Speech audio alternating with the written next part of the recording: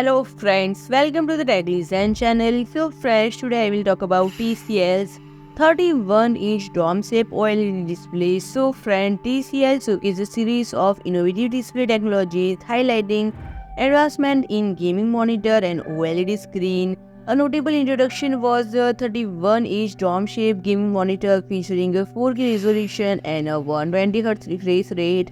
This design, typically seen in professional simulation, offers a unique 3D gaming experience for home use.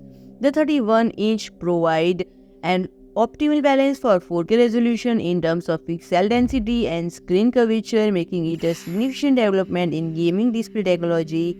Additionally, TCL CSOT displayed a variety of OLED innovations at the event. Among these was a 65-inch 8K OLED display, making a significant step in large-screen, high-resolution display technology for users with preference for smaller screen but higher pixel densities. TCL introduced a 27-inch 8K panel report IThome. This option caters to this, seeking sharper image quality in a more compact form factor. Furthermore, the company presented a 57-inch display utilizing mini LED technology, offering a channel towards users who require expensive screen real estate without compromising on display quality. So friend, if you like my video, please do like, share and comment, and don't forget to subscribe my channel and press the bell icon.